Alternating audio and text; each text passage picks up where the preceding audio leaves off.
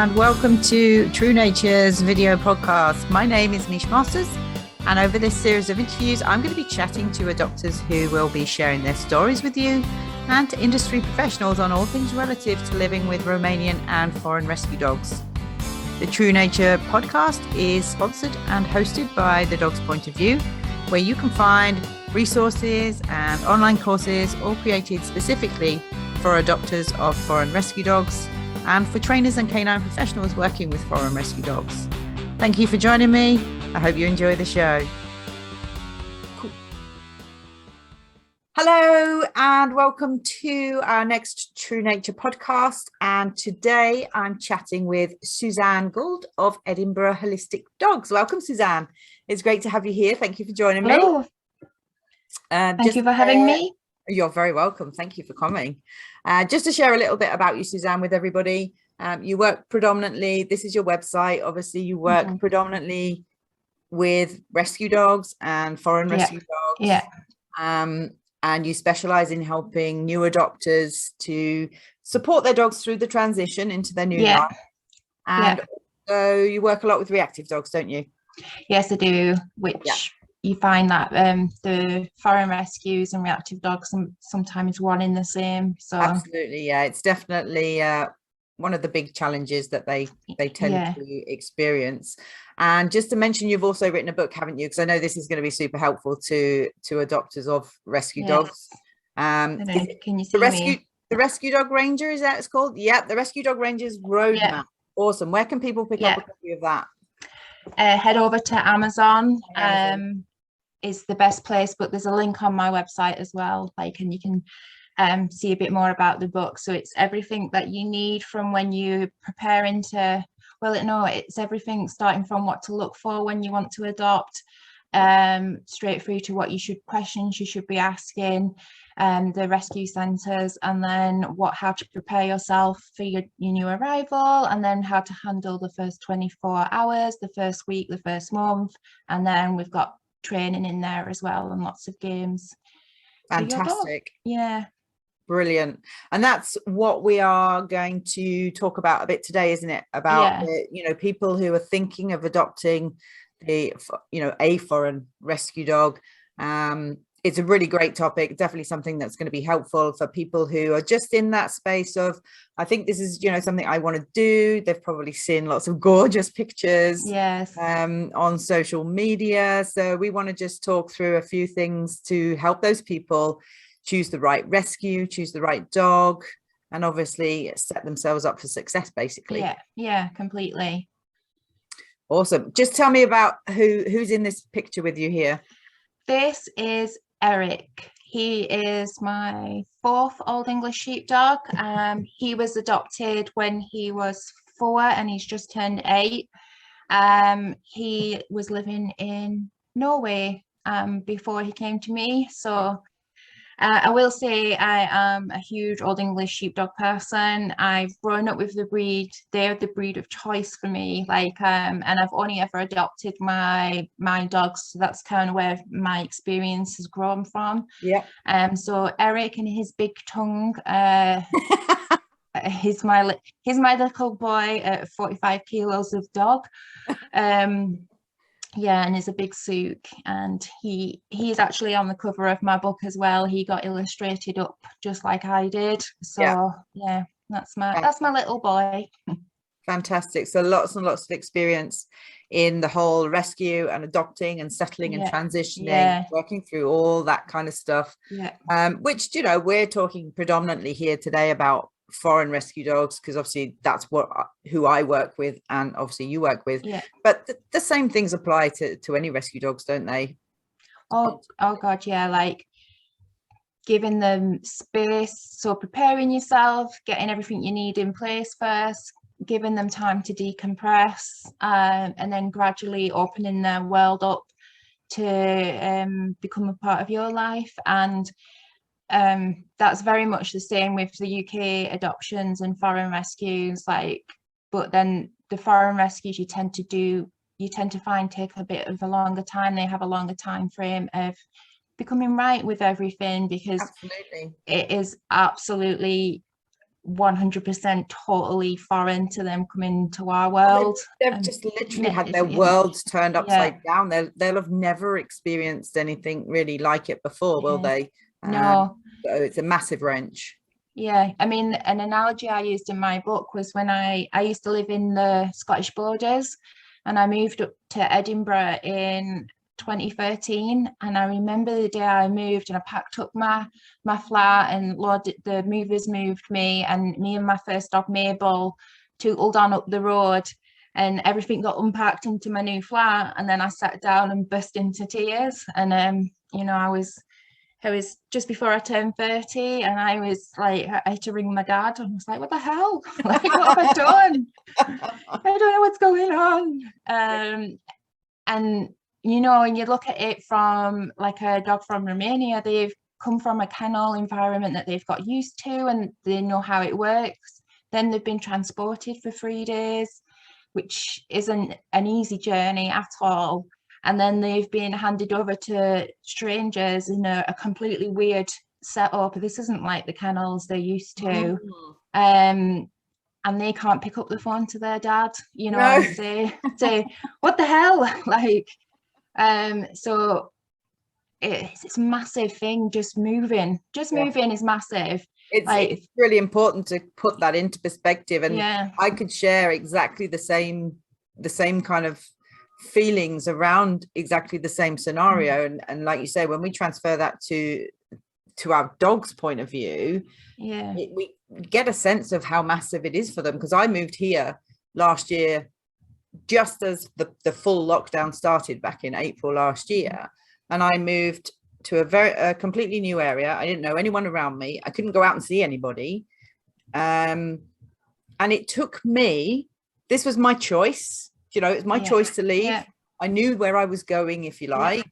It was my space that I chose to be in, and it still took me 6 months to feel settled, to feel comfortable, to feel at home. So, and that's all things that I know what's going on. They don't know what's going on when we move them. Do you know what I mean? So I think it is important to get that across to new adopters, how long it takes them to settle and how much time they need to just get their bearings and get a sense of, you know, where they are, who they're with, what's going on. And I think it's important as well to kind of use that time to get to know them, and for them to get to know you. Do you know what I mean? It's like who is this dog that's come to live with me, and for them to be like, well, who are you and what are you all about? It's a valuable time that will lay a strong foundation for everybody going out into the world, but doesn't it? Yeah, completely. I think that there's always that meme on Facebook, or I don't think that's the right word, but it's like 3 days, 3 weeks, 3 months, and I hate that with a vengeance, because it's so not true. It almost puts out that, setting people up with that expectation. I like a lot of my clients, when they're overwhelmed with the dog that's arrived, because, and I quote, it's just not what I was expecting, and not from a mean point of view, more from like, oh my God, like this dog isn't like not at all what we were expecting, because we're used to this idea of the UK dogs coming in and just getting on with things, and then they've got a dog who's like just confined to their crate because they're that nervous, or they're a bit wary of what's going on around them, and putting this sort of like time frame on when you think things should happen sets the humans up for failure, and then sets the dog up for failure. And then it all becomes about, oh, well, he's not doing this yet, and he's not doing that yet, and we're not doing this, and I don't know why we can't. Pressure with it, can't it? And if all you can see is the bad stuff that you're not achieving or the dog's not achieving, then it just creates a really bad, stressful relationship, and it's like a self-fulfilling prophecy then, because everything just keeps on the same track of not getting what you want, rather than embracing the dog that you've got. Yeah, absolutely. And getting to know the dog, you know, putting all that to one side and say, well, who are you? What are you all about? And literally having that conversation. I think that's really, and it's valuable to do it in that time space before you start adding a lot more stresses and pressures into the mix kind of thing. So yes, very, very important. Let's just stop this share so we can come back and have a chat. So we've got some tips today, haven't we, for people who are thinking about adopting a foreign rescue dog, the kind of things we want to just share in terms of setting themselves up to be, you know, for the most success possible in terms of settling that dog in and getting the right dog in the first place. Yeah, completely.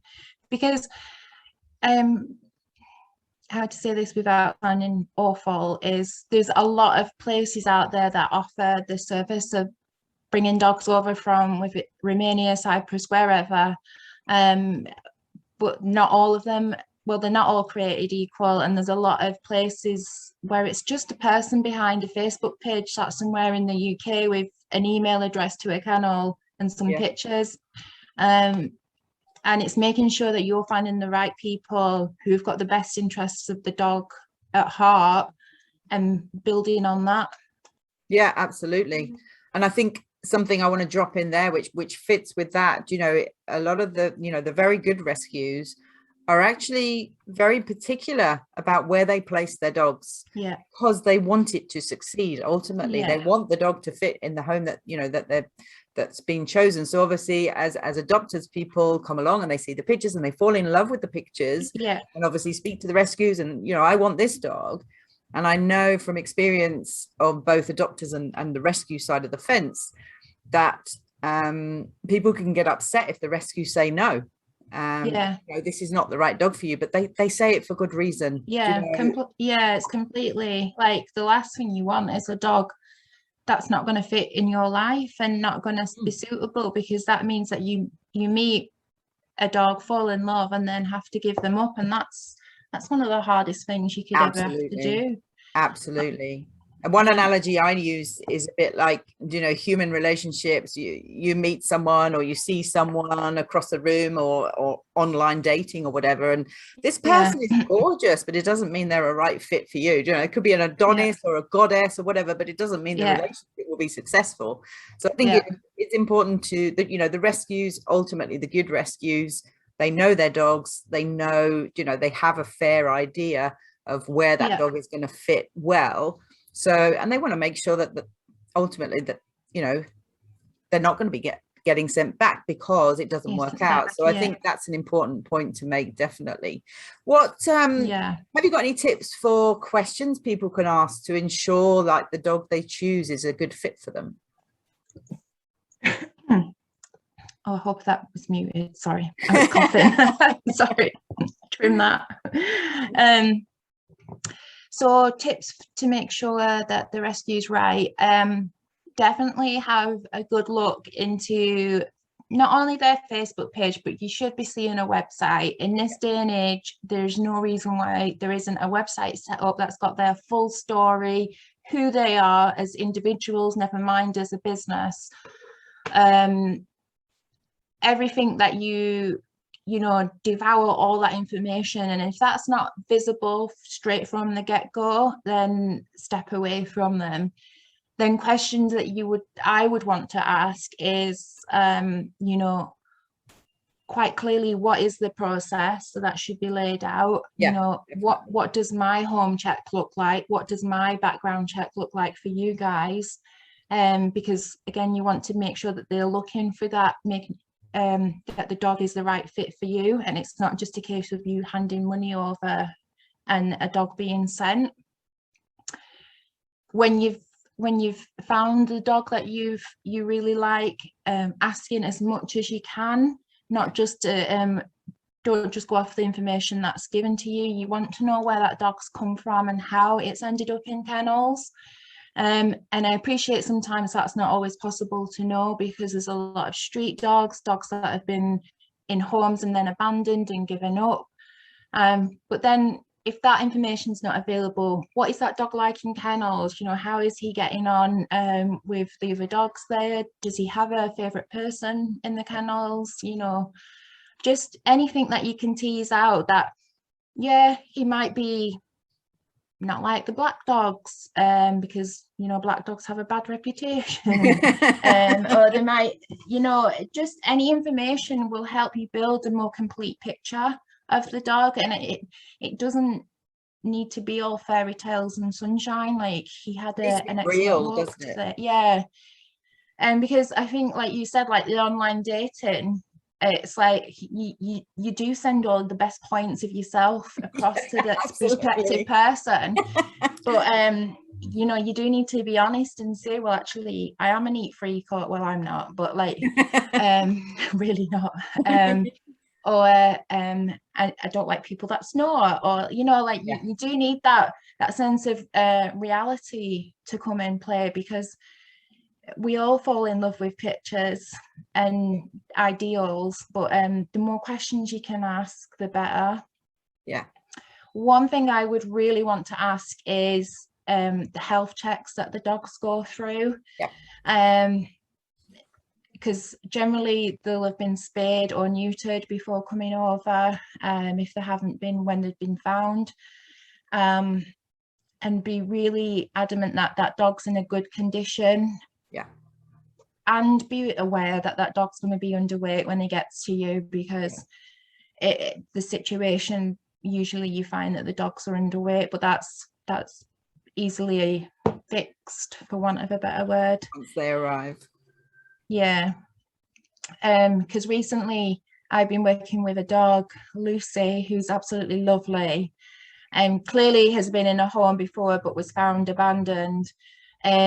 And she arrived not long after having puppies, so she hadn't properly healed from giving birth, but the rescue in question had given her a clean bill of health and sent her on her merry way, and it just caused lots of health issues, which her owner has been very dedicated to helping and getting her through them. And now we're working on Lucy having recall, not reacting to other dogs, and just nailing life in Scotland. That's the problem, isn't it? If, like we were just saying about the whole upheaval, like turning their worlds upside down, taking them from the only life they've ever known, putting them on transport for several days, they turn up somewhere different, some of them go into foster, so they turn up somewhere different and then they go somewhere different again.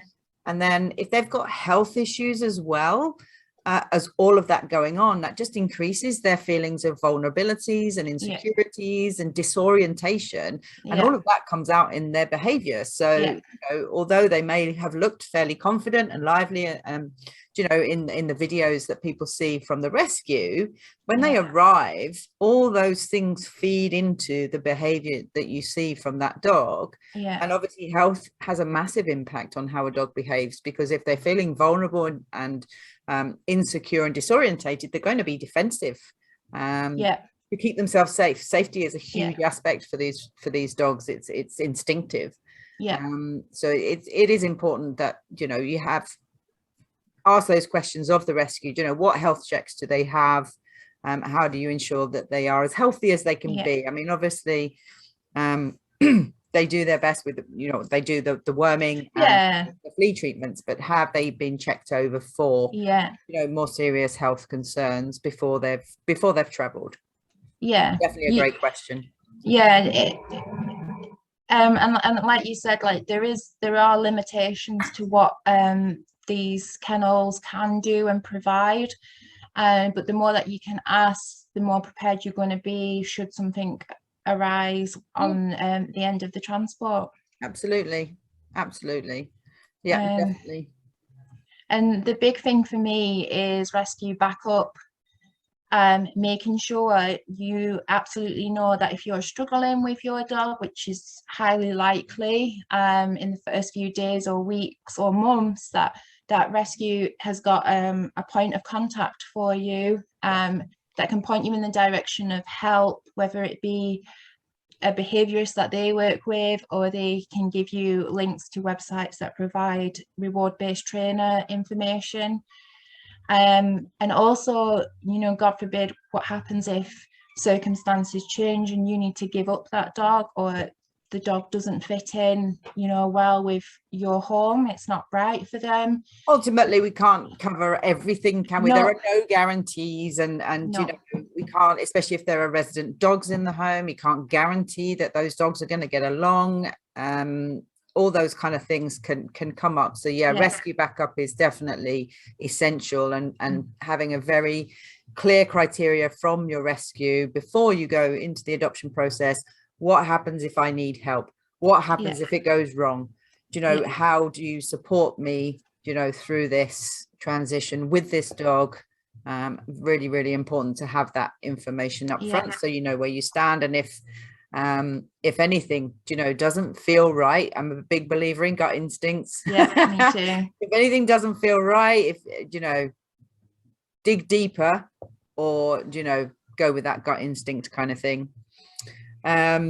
Obviously, like we've already said, it's really difficult to know the history of these dogs. You can't always get what's happened to them as such right from the word go, but I think if a lot of the bigger, you know, the bigger rescues do have kennels out there, don't they? And they have actual staff or members that are part of their organization that can really understand what it is that these dogs are coming into when they arrive in the UK, from like the home environment and the urban environment as well.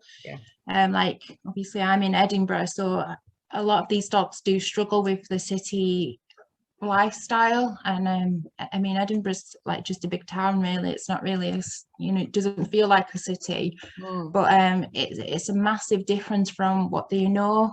And I think that when organizations do have people that are part of the work that they do and not just a point of contact, it really does help, and it makes their process run a lot smoother, because they understand the dogs and what ultimately where they're going to, and what, you know, what those dogs are likely to be able to cope with.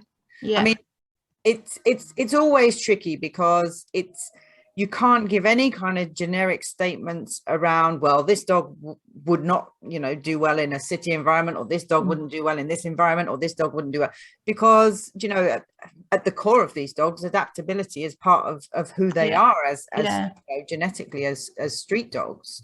So yes, a lot of these dogs can adapt. So for adopters who have maybe, you know, in those early few weeks and months, and they're having lots of problems, maybe in an urban environment, it is absolutely possible for a dog who is showing signs of, you know, not being able to cope in that environment. It is entirely possible for them to adjust. And I've got some people on future podcasts who have done exactly that. But it's important to understand that there is, you know, there's a process to get to that point. And that's where the discord can come in, because they're feeling like, well, no, this is never going to be okay. But if you do it the right way, you can get them there. And I've got clients who are going to come along and share their stories in future podcasts who've done exactly that in, you know, in London, in you know, central London. But there's a right way to do it. I don't want people to feel like, oh, you know, well, my dog's not coping, so it's not going to work. That's not necessarily the case. But it's, again, it circles back to it. It's really important to take each dog as an individual and work with them in the way they need, with the support they need. There's always going to be, even with all the questions in the world that you can ask, there's always going to be a very large element of unknown. Just because of how those dogs have been found or abandoned or given over to the kennels. And so even with the best will in the world, you know, you'll never have a full picture, but the more that you can ask, the better, the more real everything will be, rather than just a bit of a fantasy or assuming it's all going to be fairy tales and unicorns. Because like the biggest part of our jobs, when we meet in new Romanian clients or foreign clients, is like, you know, there is this big element that we don't know their history, so we have to make well-educated assumptions and then learn from the dog as to what is really going on. And it's the dog that's really going to give you all the answers as to how things will go and progress. How they need to move forward. Which again circles us right back to what we were saying at the beginning, the absolute importance of this decompression time. And that, you know, I've known of dogs, and again, this is why we can't categorically say this, you should give them this amount of time. I've known of dogs that are just, absolutely fine in a week, and they have no real issues at all. But then I also know of them that, many that have taken months. So, but that time where they arrive and you just literally just spend time getting to know each other, that will set you up for, knowing how to move forward with the particular dog who's come into your life. So they all kind of link back in, for sure. Yeah. I mean, remember Mary, like she couldn't leave the flat that she'd moved into. Like they really had, she was so fearful, but we did get her going down the stairs, but on her timetable, like it was all on her schedule. And she runs free in the park now. She's brilliant. And that took several months to get to that point, where some people are thinking, well, she should have been doing that in week 3, like it's and even my own dog Eric, although he came from a home environment, and via his breeder back to me and then to me, he actually slept in my bathroom for 6 months. Like that was how he coped with the changes, and you just had to let him get on with how he was processing everything. And now he's my little boy, he's a mama's boy now, so bless him. I know. I think I think if of all the things, if I could only say one thing, to people who are going to adopt these dogs, it would definitely be just slow down and just take your time, especially when they arrive, because I've seen it time and time again. You've obviously you've spoken about Mary, and I've had clients, many clients. The slower we go, the better the dog is once you start expanding the world. So when clients come to me, they're normally having, major problems already. And then we just strip everything back and almost go back to the beginning and close their world down, make it smaller, make it safer, make it quieter, build them some, not just training skills, but emotional skills, resilience, and confidence. Build them some emotional skills. And then when we come back to expanding it again, those dogs just go forward and forward and forward and forward. And it's amazing to watch, but it's generally in doing that, it feels like it's going to take longer, but it's actually the fastest way to move them forward. And a lot of the problems, you and I both know from working with the foreign rescue dogs, reactivity is the number one issue, both inside and outside the home. And a lot of that will generally come down to their worlds being expanded too quickly. They weren't ready to cope with more. Do you know what I mean? Because I think as well the big trap, if you will, that people fall into is the dog was fine for the first few days. Like he just tootled around and he went on walks and he was really lovely, and he settled in lovely, and then bang, out of nowhere, he doesn't like other dogs, he's scared of his shadow, he's barking in the house. And I'm like, no, like that little window of him being fine was him just going with the flow, because he's going not like, sure holy crap, where am I? I will just be quiet and be like, I will just do what's happening, and then till I find my feet and I find that I'm actually I am safe here and I am comfortable. Well, now I'm comfortable, I'm going to tell you what I don't like. And I don't like that cat over the road, and I don't like not being able to meet dogs, and I don't like it when that dumper truck reverses. So I'm going to let you know about all that. And then it's not that the issues have suddenly appeared, they've always been there. He's just found his ability to feel safe with you, that he's telling you that I don't like this, hang on a minute. Absolutely. And that's where the decompression time comes back in again. If you give your dog all that time to just, okay, I'm fine, and deep breaths, process, right? Okay, that's that. And that's, the space they have, obviously they need to get used to it here, and everything in it, the people, the stuff, the things, the sounds, the smells. Get used to this space before we start adding more and more and more and more and more and more. Just like you say, just breathe, just like, right, okay, that happens then, and this does this, and and before we start, chucking a load more at them. Awesome. So another thing I just wanted to mention as well with the foreign rescue dogs, another big thing that comes up is, and I'm not saying that, you know, all foreign rescue dogs come with problems, because they absolutely don't. Like I say, No, they don't. Not at all. I can tell you hundreds of them that are just, you know, they come and they settle and they're absolutely fine. But I think, you know, there is always that potential. To be fair, there's always that potential for any dog, whether you rescue it or whether, you know, whether you go and buy from a breeder, there's always a potential for problems.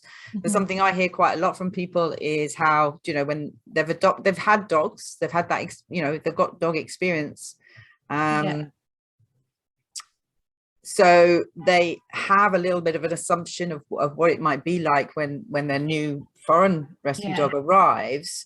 And I think an important part of the process for me with people when they're thinking about adopting a foreign rescue dog is to be very honest with the rescues about what they can handle in terms of, so, you know, maybe this is perhaps something for the rescues to think about in asking people, you know, how would you handle this dog if they started to reacting to things outside? How would you, you know, would this freak you out? Because obviously if you sit and ask that question of someone, it's a lot easier for them to be able to say, do you know what, that's something I would really struggle with. So the rescue have a better idea then of, obviously, this particular dog could be a little bit, because they're a bit more nervous, so they could be a little bit reactive, they could show those signs. So maybe this person is not quite right for them, because they've told us already that that's something that they feel they might struggle to handle, to work through. So I think it's really important for people who are thinking about adopting to be honest about, you know, what they're prepared to obviously work through, and also what they can handle in terms of problems as such. But like I say, it's so hard I don't want to put anybody off, because sometimes these dogs walk through the door and go, hi, I'm here. So it's really tricky, but it's just about raising that awareness so that, you know, we can help adopters to be as prepared as possible and not to freak out, I think, as well. You know, if this happens, please don't freak out. You know, we can help. But the number one thing generally, aside from anything else you might do in getting, you know, professional help to work through anything, is just close the world down a little bit. Just take it all back a step a little. So give that dog a chance to take a beat, kind of thing. Awesome. So I don't want to keep you for too long, Suzanne, because I know that you are a super busy lady. I am. Have you got any just, you know, kind of final tips for adopters who are getting dogs from abroad? Any just kind of golden nuggets for them to think about? And just embrace the dog that you get, and learn to understand them. And, you know, dogs do tell you everything with their body and their eyes, and just take your dog for who they are when they arrive, and put all the expectations in a box somewhere else. And if you get to those expectations, yay. But if you don't, it's fine, because you've got a dog in front of you love and you can enjoy. And I'll use so I have a second dog, Ali. Now she's a nervous dog, so with Eric, he's bomb proof, and he goes everywhere with me. He'll go to cafes, he, you know, visits people, he loves it.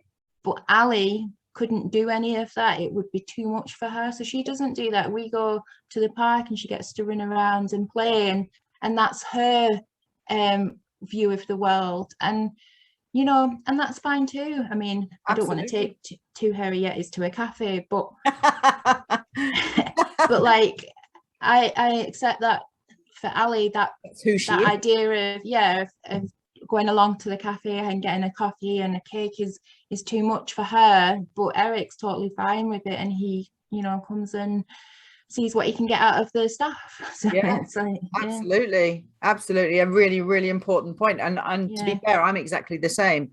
Sky, my border collie, she would go anywhere. She's an incredibly robust dog, and she would go anywhere, do anything, and, you know, it would only marginally faze her if you know, in terms of like even the weirdest stuff. She just kind of, you know, rides through everything. Whereas Tramp, my Romanian boy, is not as robust. He is a lot more robust than he used to be as a youngster, to be fair.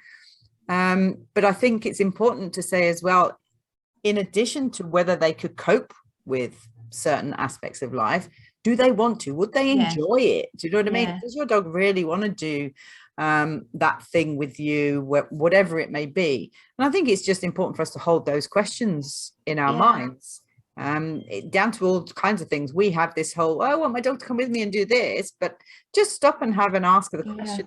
Does your dog want to do that with you? Do they actually really enjoy it? Can they cope with it? Is obviously an important one for the foreign rescue dogs, because at the end of the day, it's no different to people, is it? You know, some people are super sociable and want to be going and doing this and going and doing that, and then other people are not, and that's not the life they choose for themselves. But unfortunately, our dogs, if we don't make ourselves aware of what they enjoy, what they can cope with, then we can find ourselves putting them in situations that they can't handle, because they don't always have the choice. We have the choice. I'm not I don't like big crowded environments, so I don't go to those places. I have that choice. I don't put myself in that position, and I think it's important for us to be aware that we don't put our dogs in a position that they either don't like, don't enjoy, or can't cope with. And again, that's all part and parcel of getting to know who they are and what what their preferences are, in terms of, life experiences and adventures as such. Super important. Definitely. Cool. So I just want to finish by mentioning that, if you want to gather information, if you're thinking of adopting a foreign rescue dog and you want to gather information, I understand if they visit your website, Suzanne, they can get a free chapter from your book. Is that right? Yes. Awesome. And then I've got free resources on my website.